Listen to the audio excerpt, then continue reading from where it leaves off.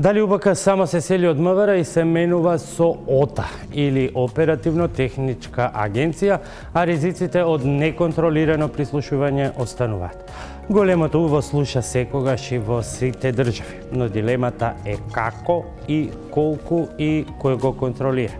Кои се инструментите во новиот закон или законски пакет за ограничување и контрола на прислушувањето? За власта понудени се европски модели. Според експерти и невладини, останува голем простор за следење дури и на социјалните медиуми. Дали во сложениот систем на контрола повторно ќе страда приватноста?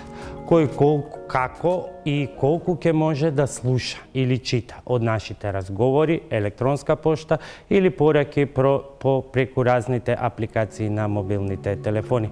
Вечерва за сето ова дебата со Славјанка Петровска, член на работната група во МВР за реформи на УБК, Фросина Менски, подпредседател на Собранието и експерт за безбедносни прашања и полиција, Катерина Колозова, професор на Институтот за општествени и хуманистички науки, и Александар Николов, извршен директор во Асоцијацијата за развојни иницијативи Зенит. Останете со нас, се враќаме за кратко со интересни детали како ќе се затвори големото УВО.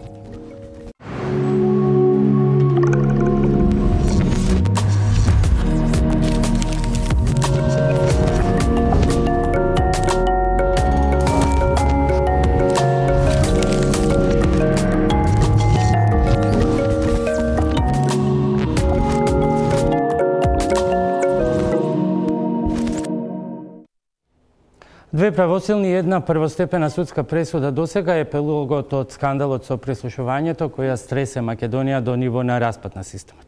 А додека се чека епилогот на останатите процеси покренати од специјалното јавно обвинителство, во владина процедура веќе влегува пакетот закони за регулирање на работата на УБК или по-конкретно фамозната управа за прислушување. Еден од приоритетите од препораките на Прибе. Но ставовите за законските решенија се поделени. Дали, кој, како и колку ќе може да слуша или чита од нашите разговори, електронска пошта или пораки на Viber, WhatsApp или сите други апликации кои што ги имаме на паметните телефони. Вечерва дебатираме со Славјанка Петровска, член на работната група на МВР за реформи во УБК, ако може така да ја крстам. Реформа на системот за следење на комуникациите. Добре, јас ја одбрав кратенката. Фросина Менски, председател на Собраниската комисија за одбрана и безбедност, експерт за безбедност и полициски прашања. Добро вечер. Добре дојдовте. Александар Николов, извршен директор на Зенит, Асоцијација за развојни иницијативи. Добре дојдовте и за вас. И Катерина Колозова, професор на Институтот за општествени и хуманистички науки. Добро вечер и добро дојдовте. Сега, што значи ОТА и колку е таа различна од УБК? Пред да почнеме со дебатата, еве ги разликите, се обиде да ги специфицира Миомир Серафиновиќ. Со години се намалуваш. На крај, после бомбите, СЈО и Прибе, предложениот нов закон за следење на комуникации е 2,5 пати поголем и подолг од досегашниот закон со исто име. Новиот има вкупно 80 членови, додека стариот, кој треба да замине во историјата, имаше едва 30. Првата поголема разлика е во дефинициите на изразите кои се користат во законот, односно изрази кои се поврзани со прислушување. Додека во старата верзија имаше само 7 дефиниции во членот 7, во новиот предлог закон има објаснувања за цели 20 помими. Црно на бело е напишано што е лог, што е медијацијски уред, што е опрема, што е информација. Морало така затоа што прецизните странски експерти, асистенти во подготвување на законот барале се да биде јасно, за да нема двојни толкувања кои може да донесат злоупотреба. За прв пат во закон бара дефиниција што нема да ја сретнете на други места. Се дефинира што е ленф. Што е ленф? И јас прашав што е. Токму поради тие гаранции. Што е ленф? Што е медијацијски уред? Што е работна станица? Итд. Итд. Што нема да ја сретнете во компаративни искуства. Токму поради ова. Ленф е опрема точно дефинирана, да се знае каде стои таа опрема.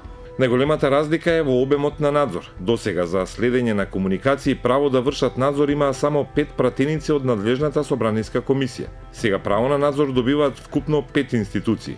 Собраниската комисија која досега постоеше, како и новоформирано граѓанско тело под име Совет за граѓанска контрола и представници на трите институции, Народниот правобранител и дирекциите за заштита на лични податоци и за заштита на класифицирани информации.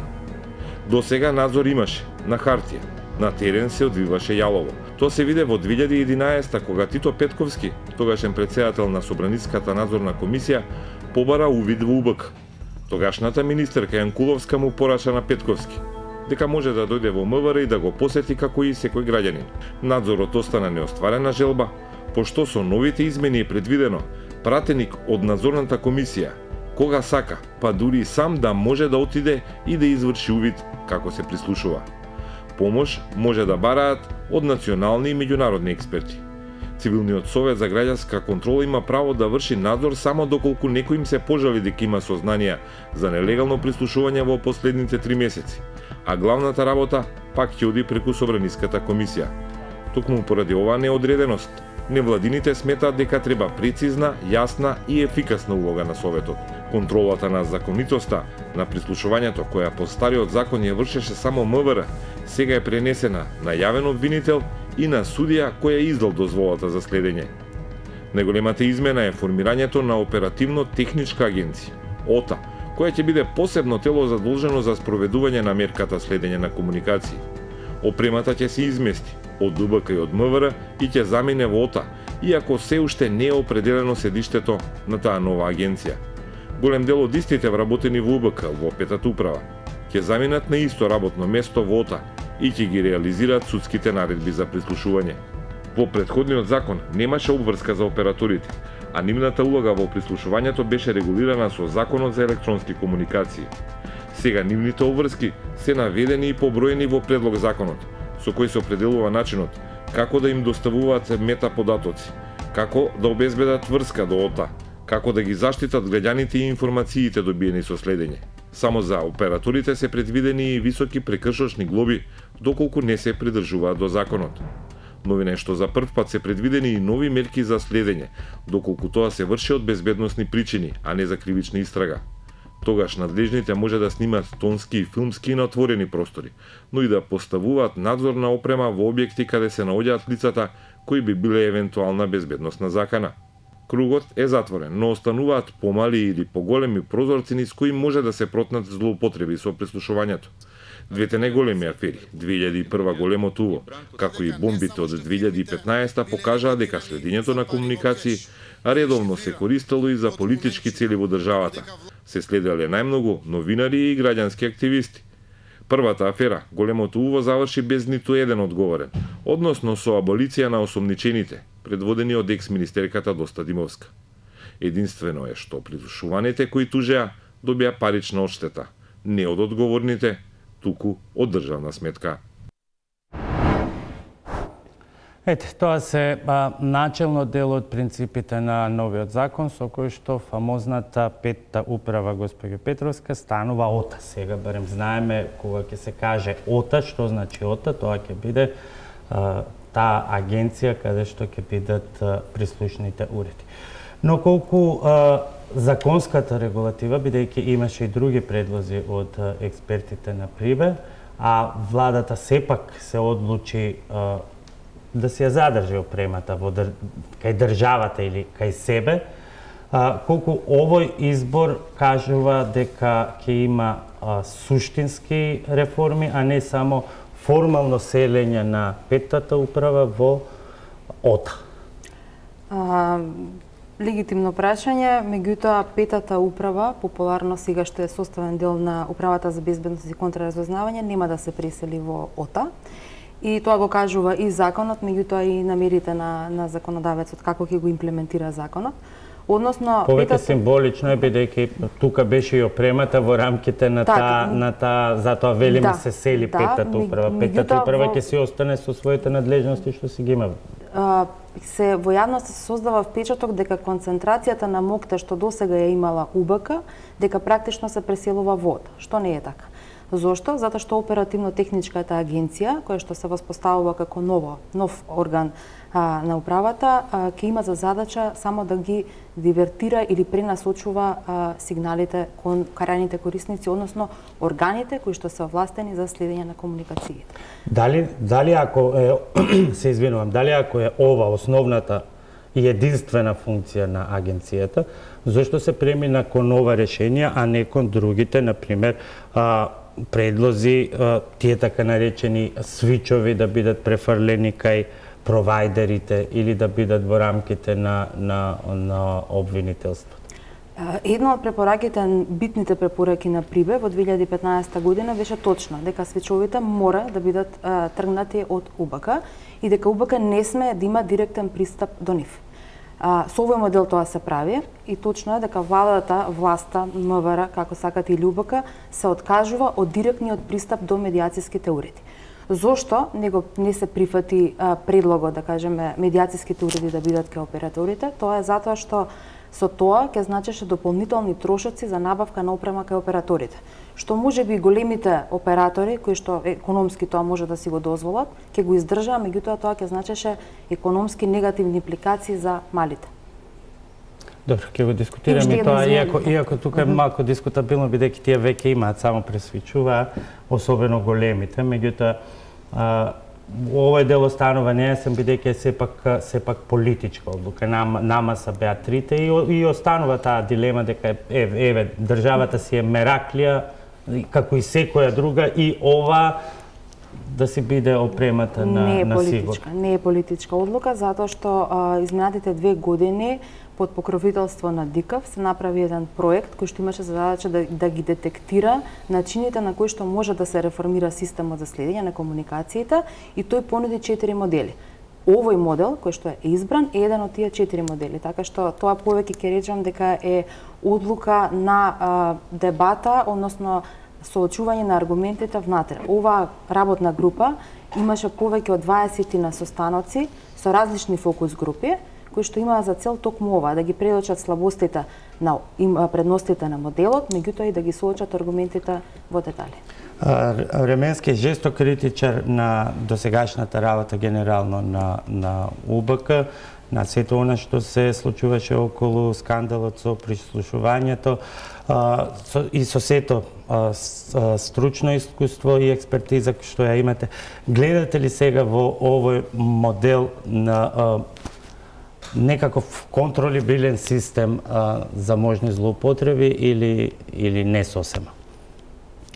Реформата на УБК, како што ја најавивте на почетокот, опфаќа повеќе сегменти освен реформата на концептот на следење на комуникации или реформата на петата управа. Барем јас така го подразбирам системот на реформирање на управата, затоа што петата управа или следењето на комуникации, согласно сите забелешки на Прибе и согласно јавната дебата која што се водеше изминативе години, е само еден аспект од реформата која што по правило треба да ја следи Управата за безбедност и контраразузнавање. И зошто го кажувам ова? Го кажувам и од фактот што сиве овие изминати години управата ја презеде улогата на политичка полиција и освен формата на следење на комуникациите на своји и на политички опоненти, ги злоупотреби и сите останати механизми кои што ги имаше, а тоа е тајните начини на дознавање на одредени, прибирање на одредени сознанија за граѓаните, кои што наидува и, односно, преминува и во фази на злоупотреба, кога тоа се правеше за политички цели. Да не заборавиме дека во рамките на петата управа е и едно посебно оделение кое што се занимава со физичко, мобилно и статично следење на граѓаните, кој што не е само делот на следење на комуникациите. Но еве како парламентарец, имате ли вие во овој момент јасна представа како парламентарец што се поседува УБК? Бидејќи освен онаа опрема за која што слушавме, нели, дел е уништена, набавувана, нова, заменувана, бевме сведоци дека Македонија беше и на списокот на земји кои што ја поседуваат онаа посебна опрема за следење на имејл пораки, пресретнување на имејл пораки и тие. Се испостави дека и оние жолти комбиња не се само обична приказна, туку биле наменска приказна, меѓутоа дека и тие си постојат во некаква форма за и некои други потреби на мобилно следење на граѓаните и комуникациите. Пратениците во оваа фаза на предлагање и изготвување на законите гледаат од аспект на нивната надлежност првенствено. Но ако зборувате за тоа дали собранието, односно членовите на трите надлежни комисии, особено двете кои што се во делот на надзорот, ги имаат потребните информации за УБК, јас би рекла не. Зошто? Заради фактот што во изминативе периоди, тоа е нотирано и во извештајот на Прибе, дека отсуството на опозицијата, тогаш Социјалдемократскиот сојуз кој што ги водеше надзорните комисии, не овозможи соодветна имплементација на надзорната функција на собранието над Управата за безбедност и контраразузнавање во делот на следење на комуникациите и спроведување на законските права и овластувања. Сега во оваа фаза се обидовме и воспоставивме одредена комуникација помеѓу членовите и претседателите на комисиите со намера да ги разработиме сите овие прашања кои што се на јавна сцена отворени како предлог законски решенија, без притоа да заземаме страна за тоа дали се добри како законски решенија или не, затоа што тоа како пратеници прво го немаме како право додека не влезат во собраниска процедура, а второ воспоставивме внатре собраниски механизам за добивање на сите забелешки од страна на граѓаните и од страна на сите членови и заменици на трите собраниски комисии кои што можат да ги анализираат и да доставуваат сугестии. Верувајте, има многу, меѓутоа она што го спомна и господјата Славјанка, која што е вклучена во овој дел на работната група, дека на ова прашање е работено многу поодамна, веднаш после првиот извештај на Прибе, кога се формираше и работна група при влада во која што се работеше на собирање на одредени податоци. Јас разбрав дека тој извештај е некаде повеќе од 300 страници, меѓутоа за жал малкумина го знаат во целост.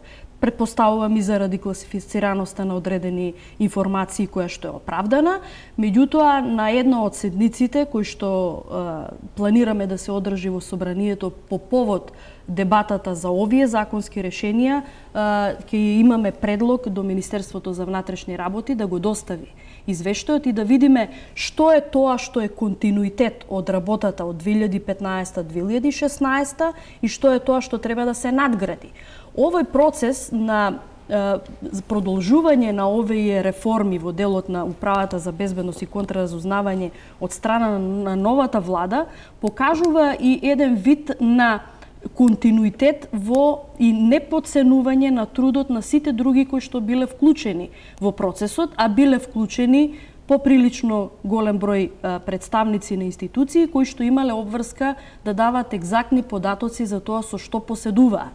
Ако се прекинеше тој процес да се тргне од ново, верувајте, ние скоро и да немаше да зборуваме денеска за одредени законски решенија, ќе требаше тој аналитички процес да го поминеме повторно, што не значи дека не треба да се провери точноста на одредени информации. Пред да ги вклучиме Николов и Колозова, Петровска, има жолто комбе? Не. Значи, ние испративме на покана, односно Управата за безбедност и контраразузнавање, иницирани, да кажеме, инспирирани од изјавите на некои политичари дека во моментот нелегално се прислушкува.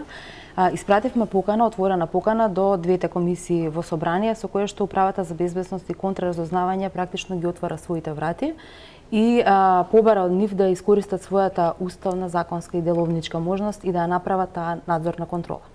Собранието и сега во овој момент со сите недостатоци има право, има можност и има од наша страна волја да влезе во управата и да ги расчисти сите дилеми кои постојат, дали во моментот се прислушкува законски, односно незаконски. Јас ќе престанам тука да прашувам, бидејќи да ве прашувам и за пресретнување на пораки, ќе ми кажете дека се тоа класифицирани информации така и дека не можете да го откриете карактерот на опремата. Сакам да ги поставиме прво работите генерално Колозова и Николов и Ременски и Петровска, прво околу да расчистиме околу самиот концепт. Колку според вас тој ги одговара на препораките кои што беа на препораките на Прибе и колку реално дава некаков надеж за изградба на систем кој што ќе може да се контролира и да биде гаранција за решението за ОТА, околу ОТА, да.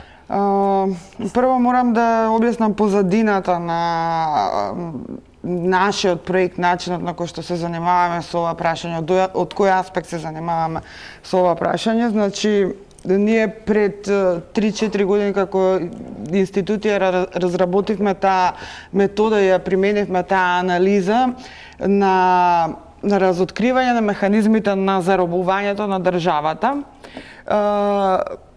Мислам дека дел од тие резултати од тие истражувања дека и вас имавме представено.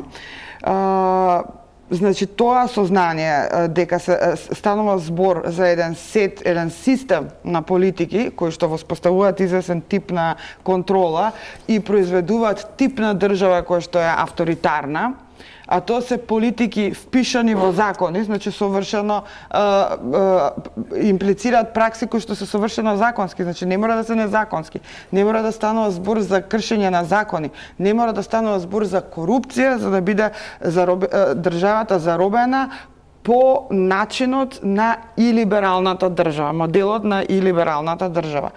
Значи, тоа се трудевме и ми се чини дека успеавме да објасниме со тек на време како функционира, применувајќи оваа анализа интерсекторски на повеќе прашања, на медиуми, на академија, мислам на образование, исто така нешто и во областа на предприемништво, слобода на здружување и така натаму. Поентата е дека станува збор за интерсекторско прашање, значи за тип, стил на управување на владење, кој што не е така детерминиран специфично од областа што ја управува. Значи, на тој начин можете многу подрачје да управувате. Сега, кој е тој начин? Ние кога првпат го употребивме терминот заробена држава, се изнамачевме да објасниме дека станува збор за посебен тип на заробување, затоа што вообичаено во литературата се користи за капиталистичкиот свет кога капиталот ги контролира институциите, додека кај нас е сосема извртена ситуацијата и се обидовме да објасниме дека станува збор всушност за метода на такво контролирачко, дури заканувачко раководење, governance, како да го преведам, управување, па со тоа и законодавство, типично за една илиберална демократија, која што знае себе да се спакува во ЕУ интегративен пакет. Например, тоа го имате во Унгарија, тоа го имате во Полска, тоа е се повеќе растечки вакво феномени во Хрватска, така што не е сега ништо на теренот на УБК и оно што беше посебен интерес, вашите сознанија ќе ги анализираме, особено бидејќи бевте дел од оние кои што беа најкритични. Централен беше тука УБК, Меѓутоа, централниот столб е УБК. Колку сега овој основен систем го решава проблемот? Ќе дојдев до тоа. УБК е всушност тука централен. Значи, уште во првиот извештај Прибе кажа дека всушност тоа е јазолот на севкупното заробување. Сега ќе објаснам зошто. Поради диагнозата во што се состои заробувањето на сите нивоа во државата. Таа диагноза Прибе ја даде во вториот извештај. И рече, станува збор за специфичен тип на заробување, каде што извршната власт ги заробува и подчинува законодавната и судската власт. Значи, триаголникот е тој. И позицијата на извршната власт е таа. Тоа ние и кога го објаснувавме во претходните студии за заробувањето, го објаснувавме и самите. Но прв пат толку конкретно, толку прецизно, речиси како формула, проблемот го изнесе Прибе во вториот извештај. Сега, зошто е тука централен УБК? Затоа што по пат на УБК, тој во првиот извештај тоа го објасна, по пат на моќта што ја има УБК, да ги контролира сите други институции, вклучително и финансиска полиција, царина и сето тоа, значи да има неконтролиран пристап на следење. Всушност, тврди Прибе, УБК интерферира во независноста на судството. Затоа што вика, ако самото обвинителство, значи the prosecutor, ако е постојано, значи во замката на УБК, не знам, дали ќе има право да следи, дали нема дали ќе има право до информации или не, просто процесот што треба да го води обвинителот го контролира од озгора УБК, значи вика интерферира во скалилото на обвинителството. Со самото тоа тврди Прибе, буквално така е кажано, со тие зборови го парафразирам, вика со самото тоа со подкопувањето на независноста на обвинителството, со самото тоа интерферира во независноста на судството. Поради тоа, принцип на сврзани садове. Сега имаме обид за некаква демонтажа. Колку е, да бидеме по-конкретни, за да имаме простор за дебат. ОТА не е демонтажа, затоа што ОТА останува дел од извршната власт, не е ни оперативниот центар кој го коментира, се извинувам, не го препорачува Прибе во вториот извештај, го коментира како едно од решенијата. Прибе и понатаму инсистира дека опремата мора да биде назад во телекомпаниите, а судот да дава налог. Со самото тоа судството добива на моќ, а се кастрира, условно да кажеме, моќта на извршната власт. Поради сменување на позициите во тој триаголник, заради тоа Прибе инсистира на тоа решение. Вие со формирањето на ОТА формирате уште едно тело на извршната власт и практично нештата остануваат исти. Николов, па верувам ќе има реплики по собраниски речи. Добро, она што е тука битно да се спомене се две работи. Едно како прво сомнежот што го изразува самиот Прибе во однос на можноста оваа форма, значи оперативно-техничката агенција да функционира успешно за да изврши функцијата која што е зададена. Ќе го цитирам тука во една реченица Прибе, кој што вели дека иако овој модел се покажа како успешен во други земји, клучно прашање е дали таков центар ќе може да ги издржи политичките влијани и притисоци на начин на кој што останатите воспоставени институции во земјата претходно не успеале. Ова е една кратка реченица, меѓутоа битно одразува дека и Прибе има сомнеж дали ова воопшто е вистинското решение, ако е тоа намерата на владата да го спроведе како реформа. Исто така, она што честопати се заборава дека Прибе на нас сите ни стана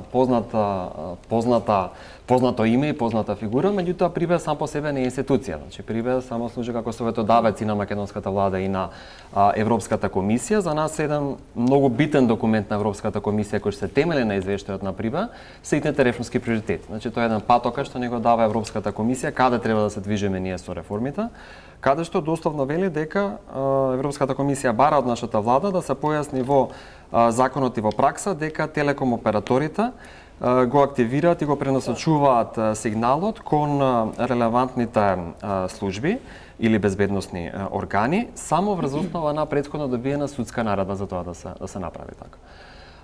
Сегашното решение ќе се обидам сликовите да го представам за да не разбере поширока публика. И како, например, Македонска пошта да ви ископира целокупната пошта што ја добиваат граѓаните и да рече ние ќе задржиме копија од оваа пошта, Не се кирете, нема да ја читаме, меѓутоа ако добиеме судска наредба, тогаш ќе ја прочитаме. Затоа што буквално ваквото решение повторно го прави оно што не прави на некој начин сите нас осомничени, да чувствуваме како криминалци. Тоа е делото од оние за условно вие ги нарекувате замки во законите, ги имаме таксативно набројано, па ќе ги разговараме една по една, но ајде прво околу концептот, госпоѓо Петровска.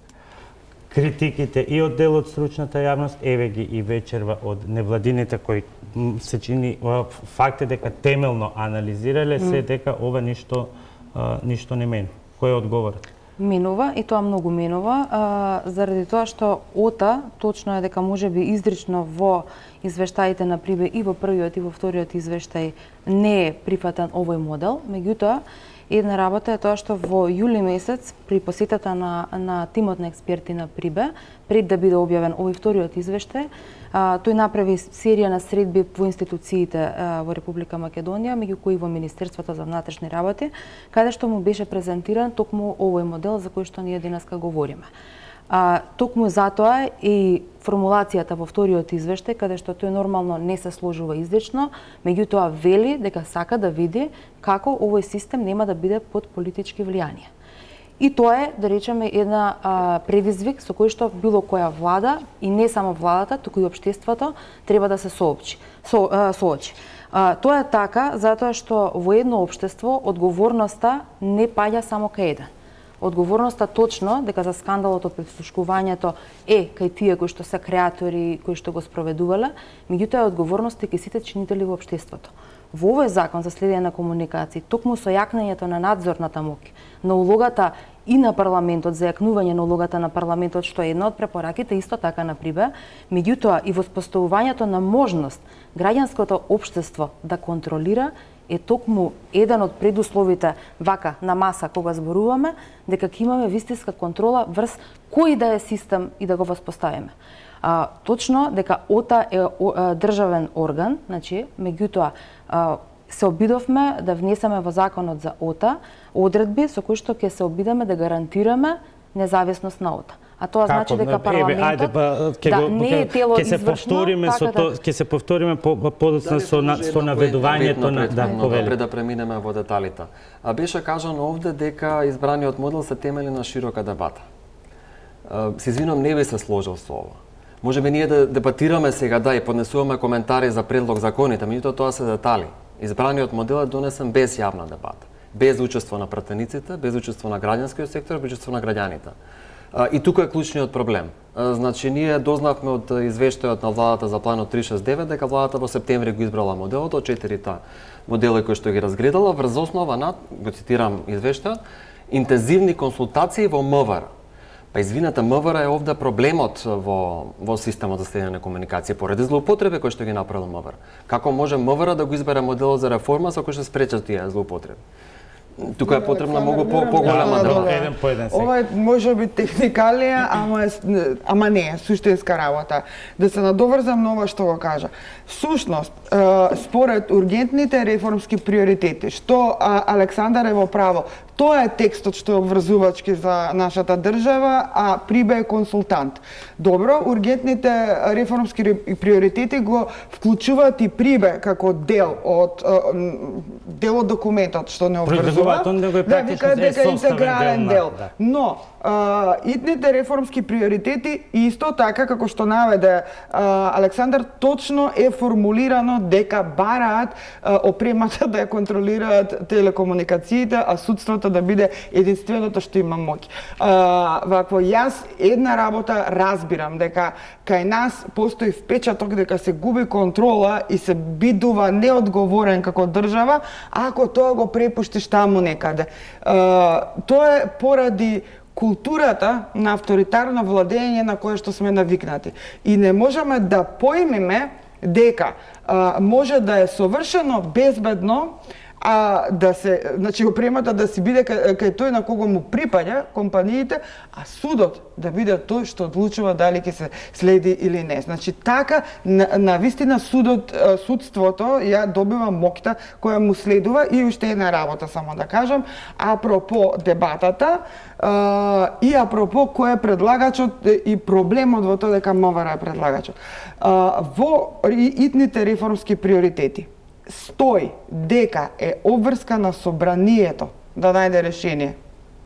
Буквално е една од, не, две те се врзани од 4 обврски што Европа му ги доделува на собранието како итни реформски приоритети и бара од собранието да промислува, одлучува, интерпартијски да го изведе тоа и да предложи решение. А не повторно парламентот да биде сведен на гласачки џубокс, а министерството тоа која всушност е институцијата која што е проблематична да го предлага решението. Неколку проблеми. Да, се отворија неколку прашања, многу широко се зафати, особено првиот извештај на Прибе, кој што верувам дека наизуст го знаат многу голем број представници на стручната јавност и на представниците на граѓанскиот сектор. Значи, не сакам да се добие впечаток дека не се прави ништо и дека ништо не чини. Тоа мислам дека е појдовна основа од која што треба да тргне дискусијата. Особено не да се надоврзуваме на констатациите дека ништо не е променето со промената на власта. Особено затоа што пак и колку и да дебатираме, колку и да ги шириме концептите, идеален систем нема. И тука треба да се ограничиме на таа дебата, во тоа дека идеално нема ништо. Но јас сакам, пред да ја отворам другата дебата, мислам да продолжам, сакам да нотирам едно прашање за белешка. Затвореноста.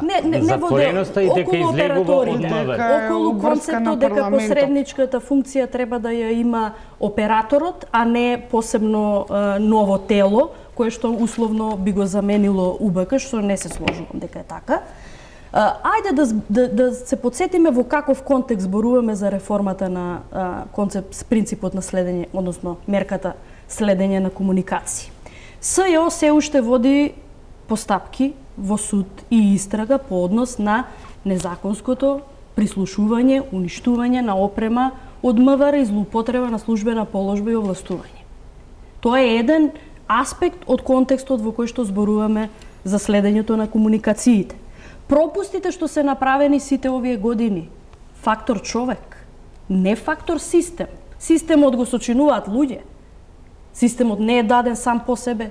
Системот го управуваат луѓе, факторот човек. И понатаму, одговорноста или неодговорноста на операторите.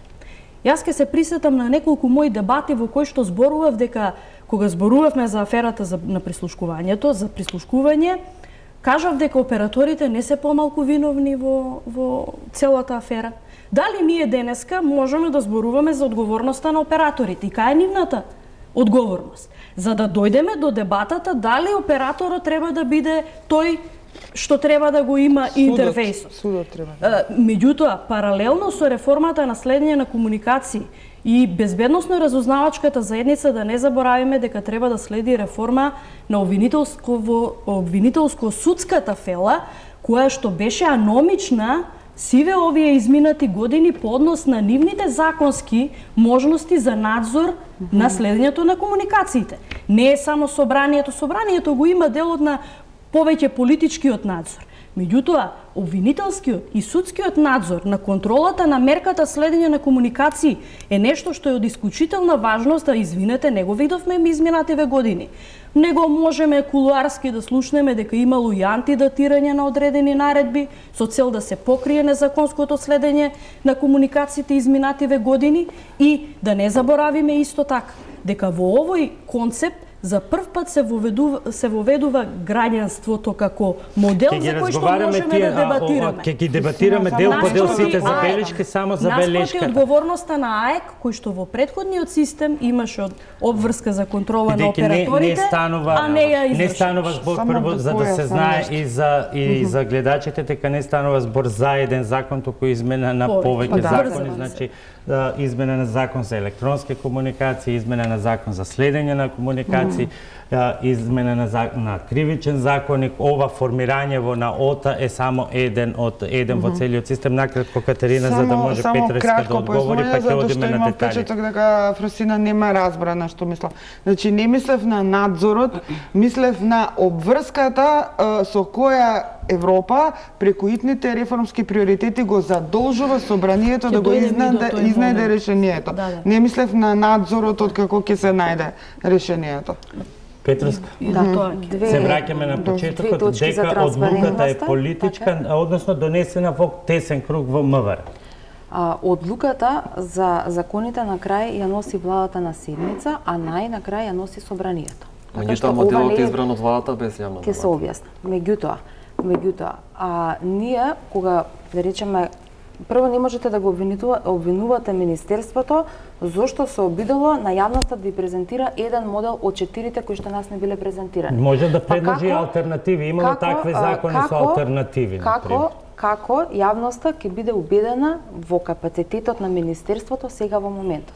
И дали курсот во министерството, како зборуваме сега една од институциите, се менува? Со ова, ние свесно сме убедени дека излеговме на критика, меѓутоа не можете да го заборавите фактот дека Министерството само предложи дека сака контрола. И тоа е предложено од страна на Министерството во овие предлог закони. Факт е дека има место за подобрување. И тоа никој не тврди и никој не може ни да каже дека ова е нешто совршено.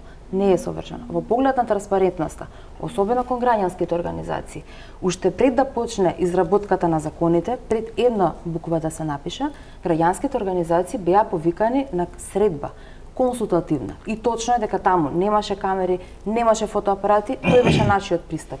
На средба не затворена, меѓутоа работна средба, така ја крстивме, ги поканивме во просториите на Министерството, каде што беа презентирани извадоци од овој извештај професорката што го спомена, меѓутоа во оној дел кој што може да биде презентиран. Меѓутоа со веќе избран модел. Меѓутоа ние ги кажавме сите 4 модели.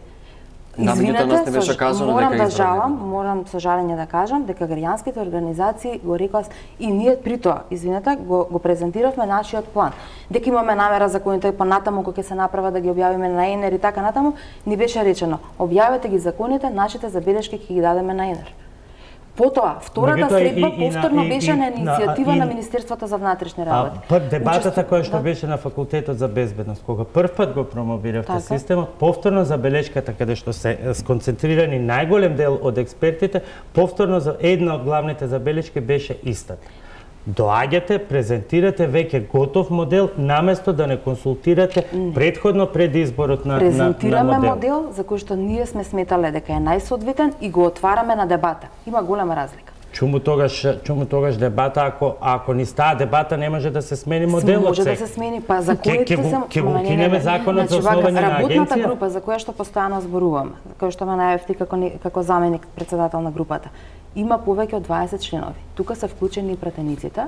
Имаме и домашен експерт кој што е вклучен од областа и на кривичното право и на граѓанското општество. Значи, еден е тој експерт, вклучен е во работата. Се извинувам, самиот представник не се представува како представник од Сдружение на граѓани. Сдружение на граѓани нема наведено во решенијата како представник, како професор, експерт по кривично право. Така на представници на граѓански организации нема. Не навлегуваме. Сега, затоа велам, дали дебатата е овдека, дали моделот е донесен во транспарентна постапка или сега ги зборуваме решенијата. Ама работната група не го избрала моделот, моделот е претходно избран од владата во септември, а групата е формирана на крај на октомври. И сега влегувате повторно во замката во која што ви била погрешно презентирана и постојано невладините организации еден месец ја бара одлуката на владата со која што го избрала моделот, а на првата средба на работната група рековме дека формална одлука нема. Ама тоа го пише во извештајот на владата, можеме да ви го прочитаме извештајот. Ама затоа го појаснивме, на првата средба го појаснивме извештајот дека за земање на став се работи, а не на формална одлука. Сега, зборуваме, ајде. Ова извештај на владата за спроведувањето на планот 369, значи за ИТТ реформски приоритети и вели поинтензивните консултации во рамките на МВР за моделот за реформа на разузнавачкиот и безбедносниот систем, истиот избран од страна на владата на 12.9.2018. Како избран ако немала одлука? Нема одлука. Значи тоа го кажавме, сега јас не можам да може малку да разбијам дебатата во делот на стручната јавност, затоа што сакаме да се сконцентрираме на решение, брзината заради која што второ бевме обвинувани дека на брзина сакаме да ги донесеме законите. Видете, фокусот кон овие ситници кои што можеби изгледаат техникали во процедурата, дали прво била донесена одлуката, па била избрана работната група, сепак се резултат на една недоверба кон еден систем генерално. Поради слични ситници Калајџиев даде оставка. Многу е аналогно. Во делот на стручната јавност, да разбија малку ова што мислам дека се не така отворено се дебатира, на која што примерно по вокација и припаѓам. Кога почна објавувањето на бомбите, и кога сите се запознаа со аферата, со прислушкувањето, злоупотребата на системот за следење на комуникации, повеќе се дебатираше политички отколку стручно. И преовладуваа дебатите на сечено, лепено, монтирано, наспроти стручните дебати, ајде како да работиме на изградба на систем кој што ќе го предложиме кога ќе дојде време да се реформира овој систем. И сите тие представници на стручната заедница, во која што припаѓа и мојот факултет, јас можам да ви кажам и еклатантни примери во кои што мои колеги им беше страв да дебатираат за законското прислушкување, а сега се гласноговорници за некакви промовирање на некакви модели. И тоа е многу чудно. 2 години, 3 години од 2015 се дебатира за проблемот со прислушкувањето. Но една од примерните задачи на стручната јавност, особено на академската заедница, не е да го сведе тоа само на дебата, туку и во да биде проактивен во делот на предлагањето преку иницијативи, преку пратеници до собрание, преку граѓански иницијативи, за да ја немаме сега дилемата кој е овластениот предлагач на закон. Што не значи тоа дека сосема е во ред, меѓутоа доаѓаме до споредбата што ја направи Колозова со групата за судски реформи. Таа група утре ќе треба буквално да се лепи бидејќи е сосема распадната заради тоа што сите експерти се чувствуваат исклучени или да не речам тероризирани од политички диктат од представници на министерствата. И сега она што го следи изборот на овој концепт е ист. Дека избран е модел и ајде сега да дебатираме за она што ние сме одлучиле да го одбери. Сакам да ја кажам нашата улога во работната група. Имаше барање од страна на Министерството да се делегираат членови од 2 комисии во работната група, која што ќе ги следи имплементацијата на овие препораки, и бевме на 2 средби. Таму сме представени во собранието јас, Еју Палими, Трајко Димков и Лилјана Затуровска.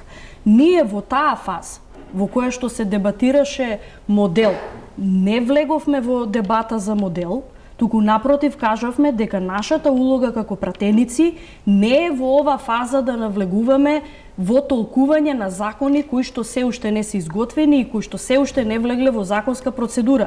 Но можеме да кажеме како и да предложиме механизми заедно со партнерите со кои што соработува собранието, а се надлежни за зајакнување и подучување за механизмите за контрола, да го зајакнеме парламентарниот надзор и ние на тоа и работиме. Работиме интергрупно во рамките на 3 пратенички групи и верувајте, по многу од прашањата сме согласни и позиција и опозиција, и она што го дебатиравме на неколкуте работни средби што ги имавме и представувањето во собранието на самиот концепт, се согласивме дека за ова примерно ни е потребен меѓупартискиот консензус за да се донесе и да се воспостави систем во кој што ќе веруваат сите, без притоа некој некого да обвинува дека е злоупотреба. Петровска, само кратко одговорете на овие забелешки, па ќе преминеме на многу конкретни и суштински забелешки или, ајде, дупки и споредни врати во законот кои што се веќе детектирани како слабост и тоа голем. Моделот преку законите изработени беше 20 дена достапен на целата јавност. Така што тука нема дискусија за транспарентност. Во ред. Одиме сега со она што е веќе детектирано како клучна слабост во предложените законски решенија, односно дека и натаму е оставен простор за неконтролирано следење на комуникациите.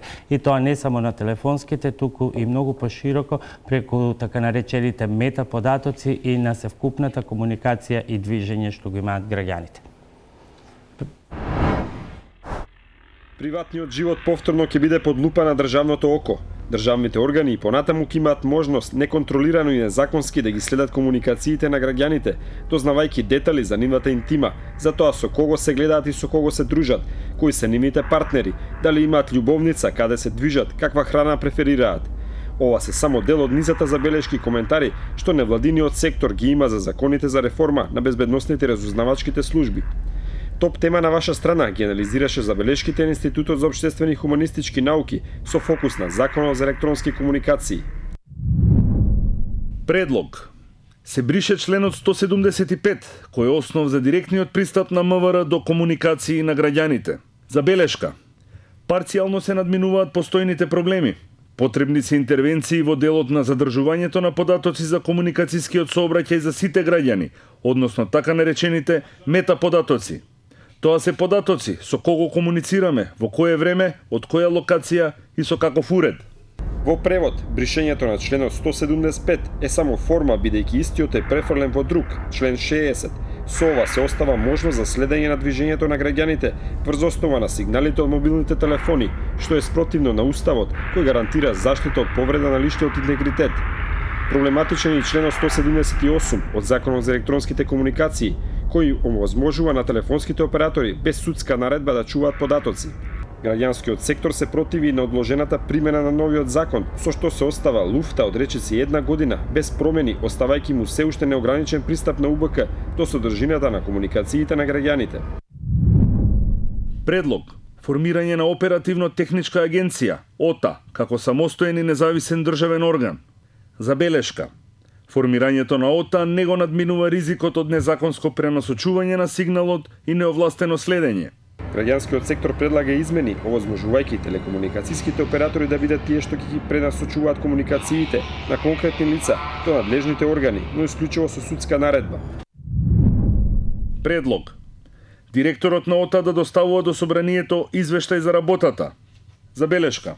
Не е утврдена содржината на извештајот со што се создава ризик од прикривање на информации. Решение се гледа во доставување на годишен извештај до јавноста во лесно разбирлива форма.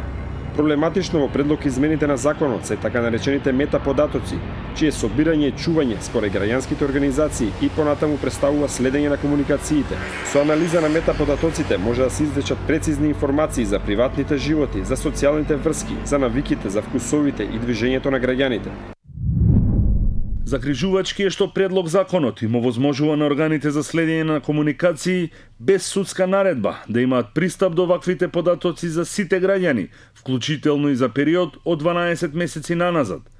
Тоа е ризик за масовно и неселективно нарушување на приватноста. Граѓанскиот сектор смета дека е чекор во позитивна насока формирањето на така наречен Совет за граѓански надзор на службите, но има низа недоречености и дупки со што на Советот би му биле врзани рацете, нема да може да постапува по сопствена иницијатива, туку по представки од граѓани и фирми. Спорно е што Советот мора надзорот да го врши со најава, оставајќи простор за манипулации.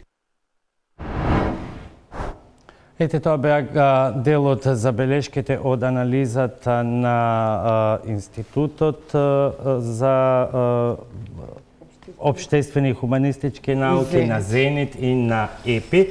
Значи малку да се коригираме. Блупринт групата за реформи во безбедноста и разузнавачките служби. Во таа грешка. И фондација Метаморфозис, да ги спомнам сите. Бидејќи имаме уште околу 40 на минути, контролните механизми и граѓанскиот совет ќе ги оставиме за крај. Она што најмногу привлекува внимание се овие забелешките околу член 100. И сега тука би почнал од вас двајцата. Значи член 175 за граѓаните, тоа е оној фамозен член од Законот за електронски комуникации кој што ги обврза телекомуникацијските оператори со оптички кабел да донесат до УБК се што им треба и УБК да си се послужува, а гледавме и односно не гледавме, туку слушавме како си се послужувала со тоа мениот податоци од телеком компаниите. Вие велите ништо не се менува бидејќи се брише од еден закон се додава во друг. Каде ја гледате замката? Проблемот тука е што на некој начин со вакви одредби од една страна се изигрува довербата која што претплатниците ја даваат на своите телекомуникацијски оператори. И кога тие склучуваат со нив договор, очекуваат некаква приватност во своите комуникација, не дека целокупната комуникација за некого, без разлика дали осомничен за нешто, без разлика дали се огрешил од законот, тие ќе ја препратат до државен орган. Ќе направат копија од сите наши SMS пораки, од телефонски разговори и така натаму, и ќе го препратат тоа до дали е УБК, дали е ОТА или друг орган. Ова е проблематичниот аспект на Уставот. Уставот вели дека за гарантиране неповратливоста на комуникациите, освен ако нема судска наредба која што налага поинаку. Според нас, со самото копирање на телекомуникацијски сообраќај на сите граѓани, веќе се нарушува неповратливоста на тие комуникации. Затоа баравме системот да биде поинаков, значи само за оние граѓани за кои што има судска наредба да следи телекомуникациите, да операторите да го пренашат само тој сигнал, значи само тие телефонски линии или само тие други модели на електронска комуникација. Исто така тука е проблематично што кај нас и сите овие законски решенија не се согласени со правото на ЕУ.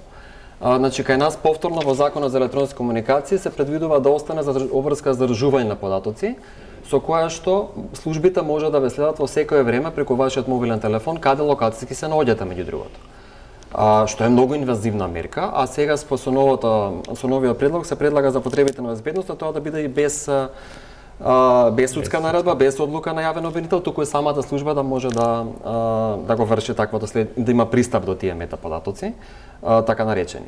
Ова е проблематично затоа што е во Европа директивата врз основа на која што беше донесена ваквата одредба во нашиот закон, во меѓувреме укината од Европскиот суд на правдата, поради тоа што непропорционално и неселективно навлегува во приватноста на сите граѓани.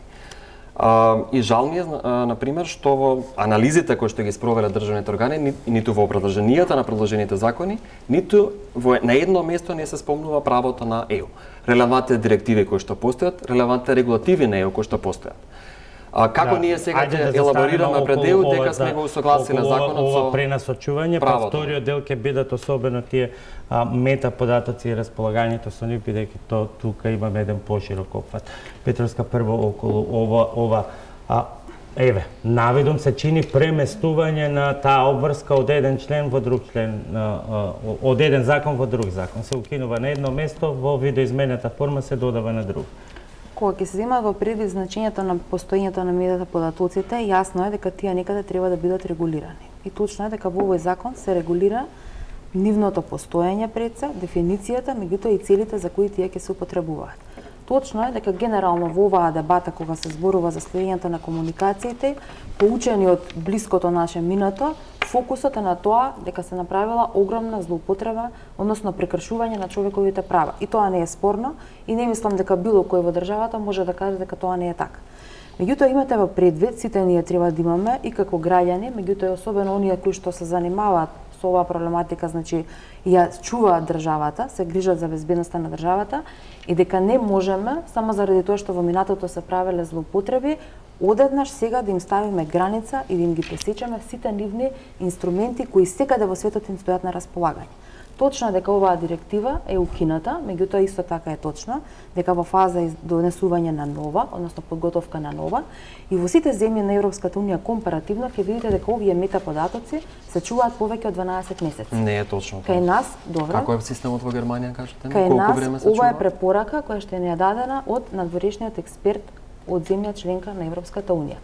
Инаку директивата што ја спомната што се изработува воопшто не предвидува задржување на податоци таква обврска. Добро, ќе видиме кога ќе биде излезен во јануари 2017 година. Ќе ја гледаме директивата. Станува збор за директивата за приватно. Значи зборуваме дека компаративно, конкретно оваа одредба која што е спорна, во други земји членки на Европската, односно во земји членки на Европската унија, се чуваат и многу повеќе. А Европскиот суд на правдата во сите нив постепено ги укинува законите. Во декември 2016 година укина таква одредба во Шведска, односно таков закон кој што предвидува задржување метаподатоци. што значи дека усогласувањето во тек во ЕУ. Зашто ние не се согласуваме?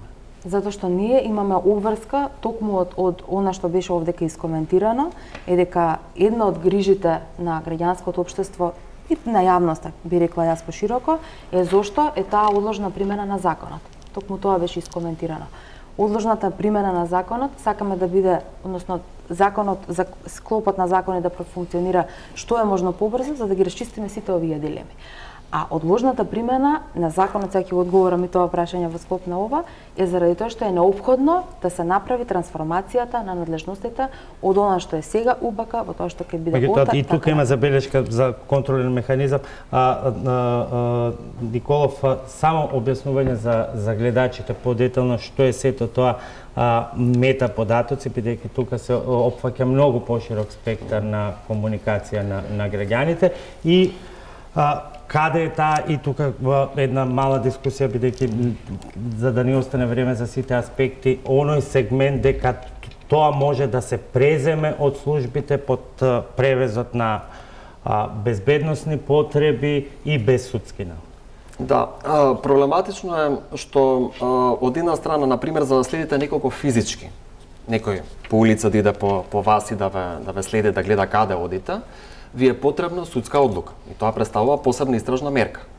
Има посебни заштитни механизми да се спречи злоупотреба на таква мерка. Меѓутоа, за некако да следите преку неговиот мобилен телефон, правени се опити, значи во 80% времето мобилни телефони точно може да утврдат каде се наоѓаме и каде се движиме. На вас во Македонија не ви е потребна судска одлука. И доволна ви е одлука на јавен обвинител, а сега според новото законско решение може да биде и со одлука, еве да речеме, на МВР, на УБК или на сите други служби што се вклучени во системот следење на комуникација. Или има во еден сегмент дури заради итност на случајот и со усна наредба од судија. Добро, усната наредба постоела и претходно, постои случај каде што може да се јави таква за потребите на кривично гонење, секако, тоа не е уникатно во Македонија, битно е какви заштитни механизми се предвидени. Она што е проблематично беше спомнато одговорности на судството. Проблематично е што до сега, според јавното обвинителство, ниту едно барање за следење на комуникациите, што го патиле тие до судовите, не е одбиено. Значи сите се одобрени. Што не доведува да се запрашаме дали навистина некритички се одобруваат можеби сите барања за следење на комуникациите. Не доведува до прашањето дали можеби судиите чувствуваат некаков притисок или можеби страв да одбијат такво барање за следење да потпишат. Доведува исто до прашање дали рокот што им е даден на судиите, тоа е до 48 часа да одлучат по таквото барање, е доволен. Некогаш тоа барање може да вклучи и барање за следење на комуникација на 100 лица. Сега кога добие судијата во петок попладне барањето и треба да одлучи во текот на викенд, дали навистина толку детално ќе го разгледа или само ќе даде потпис на тоа што му е побарано од службите. Така да, од овие причини ние предлагаме и оно што е став на повеќе граѓански организации, значи не само на Зенит и на институтот што се тука представени, да се предвиди вклучување на други дополнителни институции во постапката за одобрување на барања за следење на комуникациите, пред се од аспект на заштита на приватноста и на воопшто на човековите права на граѓаните. Ременски. Доаѓаме до она за кое што мислам дека требаше првично да дебатираме, а тоа е каква е досегашната судска обвинителска пракса во проценка на доказите од овластените органи кои што се имаат право да ги следат комуникациите на граѓаните, изразуваат сомнеж за одредено лице, група и така натаму, каква е цврстината на доказите за да се определи, односно да се даде наредба за мерка следење на комуникации. Тоа е можеби и клучното прашање во овој дел. Каде треба да се зајакнува надзорот првичен како брана, за да се процени дали ќе се употреби мерката следење на комуникации или ќе се избере друга мерка која што не е толку инвазивна. Тоа го дава и актуелното решение на Законот за кривична постапка. Да кажеме, изминатиот период и Врховниот суд бил заобиколуван апропо делата за кои што бил должен да издаде наредба за следење на комуникациите, а тоа се делата против државата. И еден многу битен елемент. Ние зборуваме за инвазија на мерката за следење на комуникацијата заради фактот што се напушти human intelligence. Значи, луѓето, човекот, како извор на информации за полицијата и за безбедносните служби, се уништи со процесот на лустрација и можеме да зборуваме дека безбедносно-разузнавачката заедница има скоро и непрепознатлива мрежа, соработничка, условно кажано, мрежа, која што ќе замени мерката за следење на комуникациите. Па од тука и се компензира мерката за следење на комуникации како побрз начин за дознавање на одредени сознанија кои што ќе помогнат во откривање или сузбивање на кривично дело. Апропо операторот, јас како претплатник од мојот оператор, каде што сум претплатник, добив написмено одговор дека моите комуникации не се следени, иако специјалното јавно обвинителство потврди дека 3,5 години се незаконски следени надвор од сите процедури. Тоа, значи, дополнително го отвара прашањето на човечкиот ресурс, во кој што ние треба да веруваме. А зошто потребата и не ве плашили тоа и како парламентарец и како човек, можноста и во овој закон сите органи за следење на комуникациите без судска наредба да остварат пристап до метаподатоци? Не сите, има одредени случаи кај што ќе биде неопходно и кај што може во одредена рамка, со одредено законско предвидено покритие, има случаи во кои тоа не може. Значи, сакам во делот на овие коментари кои што се дадени веќе на законот да кажам дека ако вие имате на располагање неколку, ние имаме мал милион забелешки, што сме ги добиле и анонимно од граѓани, од стручна јавност, од експертска јавност, така што јас ќе се согласам и со господја Славјанка дека и со сите кои што даваат забелешки на овој процес кој што го водиме како таков, од секој од свој агол, дека не е завршен процес. Напротив, ова е процес кој што почнува да се дебатира за да се дојде до финалето на она во кое што ќе се согласиме сите. Но априори да не се отфрла се што е предложено како појдовна основа за давање на одредени сугестии за сепак дебатата е сосема легитимна, бидејќи според информациите законот влегува во владина процедура. Значи, ова што вие го велите дека сте отворени, вие ќе треба да ги абсорбирате сите тие забелешки и да ги вградите во форма на амандмани кога ќе стигне кај вас. Ова сега се однесува на оно што е најубаво е вие да предложите, затоа што Европска комисија бара вие да предложите. Што се однесува до устната наредба, значи устната наредба која во минатото била злоупотребувана, веќе не постои. Во новиот закон за следење на комуникации, таа е трансферирана во писмена привремена наредба. Тоа значи дека НЕЗЕК мора да ја одобри јавниот обвинител, а во рок од 48 часа судијата. Значи, ова е изменето од законот, од нацртот што е на ЕНЕР до варијантата што е отидено во влада. Во влада не е уште отидено. Значи, тоа е уште една, денеска имаше една дебата утринава каде што представникот на МВР кажа дека законите не се отидени во влада. Влегуваат во влада. Не се се уште отидени во влада, беше погрешно пренесено, ама како и да, небитно е тоа. Сега си ќе каже ваша колешка од работната група влегуваат во влада. Предходно на состанок во МВР не беше најавено дека во понеделник би влегле, така да меѓутоа, само да расчистам дилемата во поглед на тоа кога е внесена, тоа е внесено уште пред некоја отприлика 10 дена во тој текст од законот и тоа токму за ова едно беше од прашањата со кои дебатиравме со граѓанските организации на вториот состанок во министерството. И токму оваа забелешка им беше дадена. Добро, одиме со уште една пауза за реклами и ни останува последниот и клучен дел околу надзорот.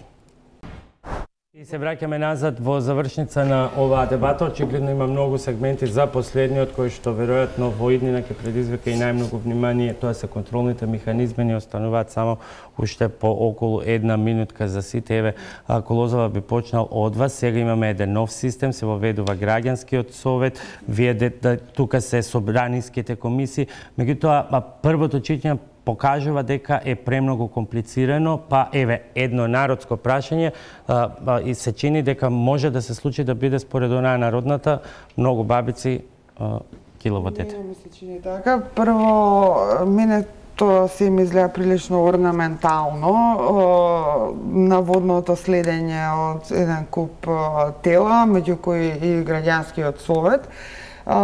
Мислам дека само тоа не знам како да кажам, едно добро пиар пакување на нешто што во основа е решение кое што продолжува со старата политичка култура или старата култура на владење.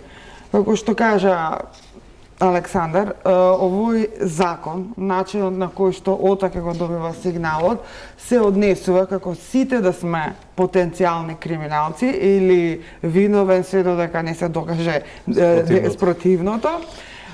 Што е нешто што е својствено, како што реков, ова е интерсекторско прашање за заробувањето на илибералната демократија. Значи, тој тип на законодавство, кај што секој е потенцијален престапник, освен ако не се докаже спротивното, е нешто што може во сите подрачја да го најдеме. Тоа професорот Фрчковски многу убаво го констатираше за овој тип на законодавства. Значи, вика, за разлика од традицијата од која што и ние бевме дел до пред известно време, тоа го има во еден труд кој што се уште не сме го објавиле. Европската традиција, од која што правна традиција од која што и ние до вчера бевме дел, која што претпоставува дека од другата страна има граѓанин кој е чесен, овој тип на законодавство се однесува како секој граѓанин да е потенцијален криминалец.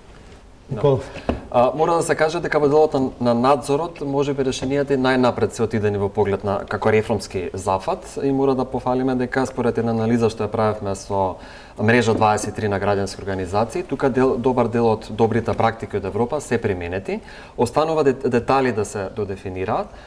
Не сме да се остави на директорот на ОТА да го пропишува самиот содржината на извештајот што ќе го доставува до собранието и содржината на регистарот во кој ќе се врши надзор на дејствата на ОТА. Значи, тоа мора да биде уредено во законот, која е структурата на извештајот што треба да се поднесе до собранието и што ќе биде содржината на регистарот.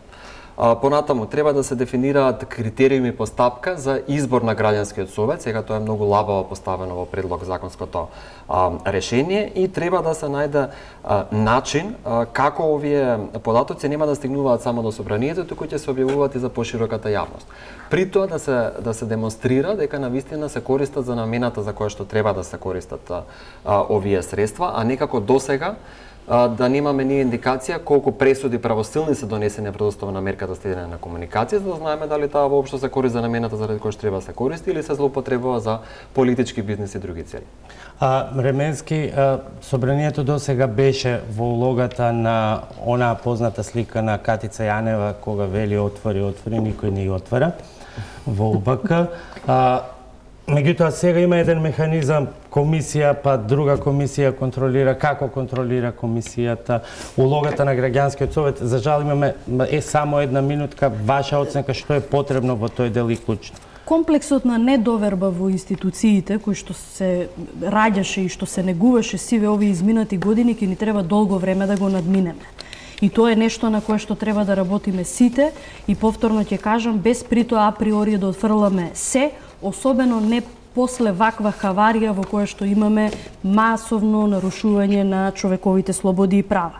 Значи, надзорот и досега го имаше, како пропишан во норми и во правила на однесување, меѓутоа прашањето како функционирал и дали воопшто профункционирал.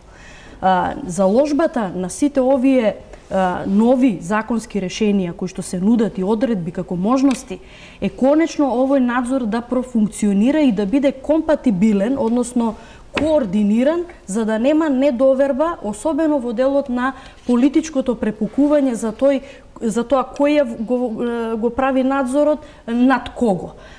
Постоечките надзорни комисии во собранието ги председава опозицијата, која што за жал поради бојкотот заради притворот на своите колеги уште не се вклучува во работата на собраниските тела и на собранието, и тоа е можеби клучниот предизвик дали нема да се вратиме на период кога СДСМ беше надвор од собранието и не профункционира надзорот. Тоа е веќе друга дебата, ова се ќе стане безпредметно и нема да дојде на дебата ако не се вратат и нема. Значи има многу дополнителни механизми. Граѓанскиот совет кој што е предвиден и оди чекор понатаму по директивите на Европа. Постојаната анкетна комисија, да не заборавиме, во Собранието за човекови слободи и права скоро и да не профункционирала за ова што ние денеска зборуваме. зборуваме. Градењето на систем на интегритет професионален, пред се, понатаму зајакнување на контролниот механизам и градење на култура на законитост во работењето, што е примерно човечки фактор, е нешто над кое што треба да го имаме примерниот надзор. Многу работи изгледаат илузија и допрва ќе треба да ги потврдиме. Неполна минута за сублиматна. Добро. Само кратко за надзорот, значи надзорот со новиот закон ќе го вршат 5 субјекти и тука веќе можноста за злоупотреба или за превид во нечие работење се намалува. Операторите исто така ќе бидат предмет на надзор, што досега не се правеше, и на контрола. Можноста за граѓанскиот облик на контрола да добие институционален облик, односно преку овој Совет за граѓанска контрола, кажува дека граѓаните и како ќе имаат увид и ќе можат да алармираат секогаш кога ќе осетат дека нешто се случува. И за завршница ве молам широк кадар. Ова се телекомуникацијските оператори, ова е ОТА, ова се корисниците.